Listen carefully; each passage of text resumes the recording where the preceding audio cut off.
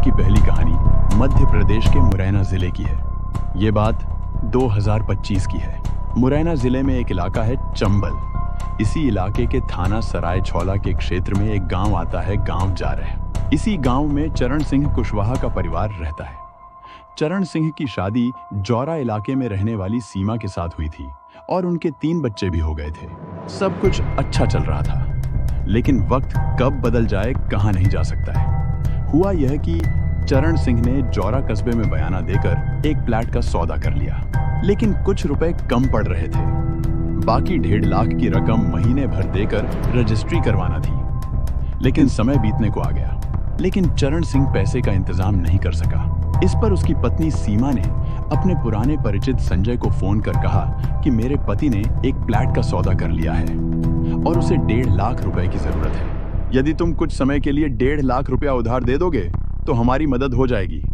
संजय सीमा का पुराना प्रेमी रह चुका था। शादी के बाद भी वह मन ही मन सीमा को पसंद करता था। इसलिए अगले दिन संजय ने लिखा पढ़ी करके चरण सिंह को 1.5 लाख रुपए दे दिए, लेकिन साथ ही हिदायत दी कि वो उसका पैसा 1 महीने में वापस कर दे। चरण सिंह को रुपए उधार देने के कारण संजय का चरण सिंह के यहाँ आना जाना शुरू हो गया। पहले जहां सीमा और संजय के बीच संबंध थे, अब वह पुराने दिन याद आने लगे थे।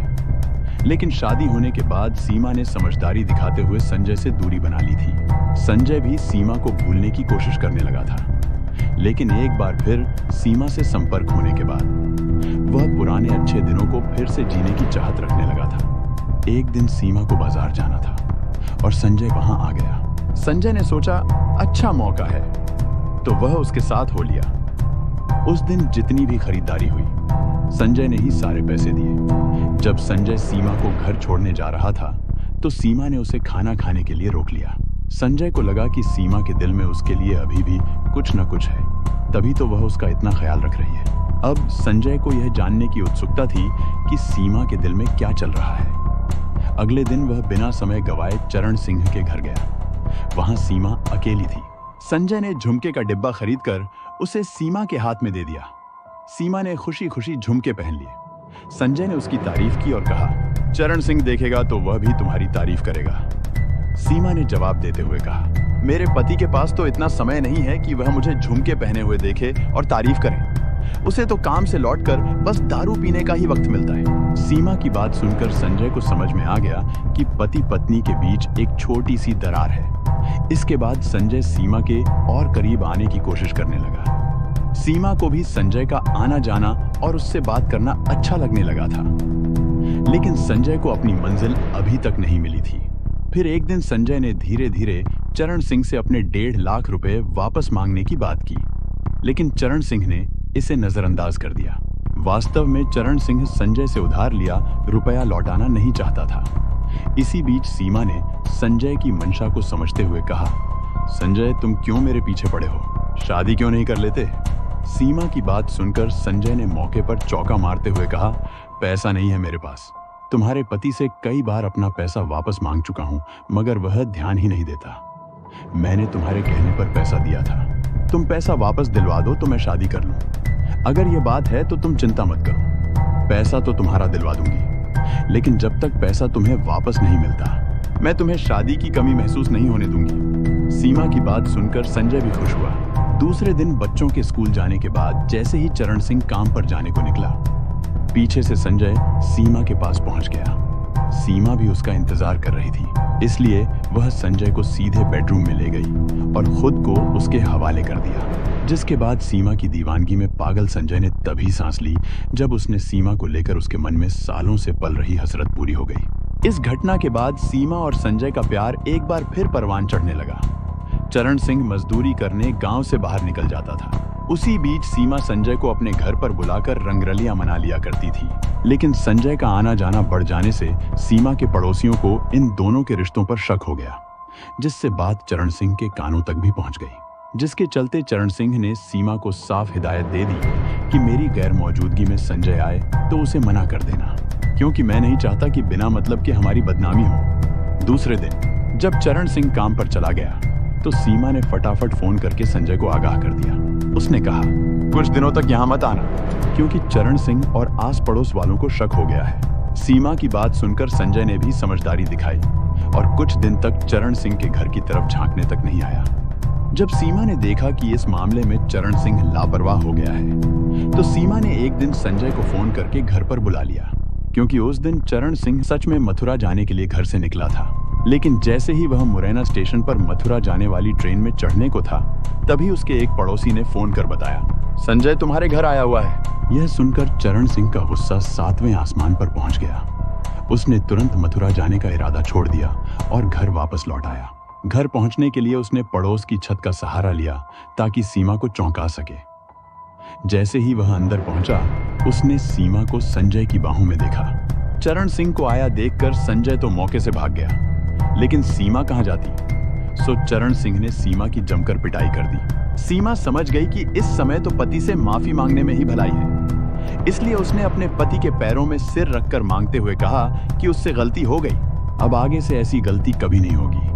चरण सिंह के पास पत्नी को क्षमा करने के अलावा कोई दूसरा उपाय नहीं था, इसलिए उसने पत्नी को माफ कर दिया। कुछ दिनों बाद संजय और सीमा ने मिलने के लिए एक नया ठिकाना ढूंढ लिया। अब सीमा किसी बहाने से अपने मायके जाती और पीछे से संजय उससे मिलने के लिए वहां पहुंच जाता। लेकिन कुछ महीनों बाद सीमा के बार बार मायके जाने से चरण सिंह को शक होने लगा। एक दिन वह सीमा के पीछे पीछे अपनी ससुराल पहुंच गया। हालांकि वह सीमा को रंगे हाथ पकड़ नहीं पाया, लेकिन उसने संजय को गांव में आते हुए देख लिया। इसके बाद गुस्से से भरा चरण सिंह रोज शराब पीकर सीमा को मारपीट करने लगा। लेकिन सीमा और संजय अब एक दूसरे से अलग नहीं होना चाहते थे, इसलिए सीमा पति के काम पर जाते ही संजय को फोन लगा लेती, जिसके बाद दोनों प्रेमी फोन पर ही इश्क लड़ाकर अपने मन को धीरज बंधाने लगे। लेकिन जिन प्रेमियों ने लंबा समय बिस्तर पर एक साथ बिताया हो, उनका मन सिर्फ फोन पर बातें करने से कैसे भर सकता था। इसलिए सीमा पति और बच्चों के सो जाने के बाद संजय को चुपचाप घर बुलाकर घर के पीछे आंगन के एक कोने में प्रेमी के संग रास रचाने लगी। लेकिन एक रोज जब सीमा रात में संजय को बुलाने के लिए फोन लगा रही थी, तभी पति की नींद टूट गई। चरण सिंह ने सीमा को मोबाइल फोन पर संजय से बातें करते हुए देखा तो उसके हाथ से मोबाइल फोन छीनकर तोड़ दिया। चरण सिंह के गुस्से में मोबाइल तोड़ देने से सीमा तिलमिला उठी। उसने उसी वक्त ठान लिया कि अब वो अपने पति को जिंदा नहीं छोड़ेगी। अगले दिन उसने अपनी सहेली का मोबाइल लिया और संजय को फोन किया। सीमा ने सीधे पूछा, अब तुम्हारा क्या इरादा है? साफ साफ बताओ, मेरे साथ रहना चाहते हो या नहीं?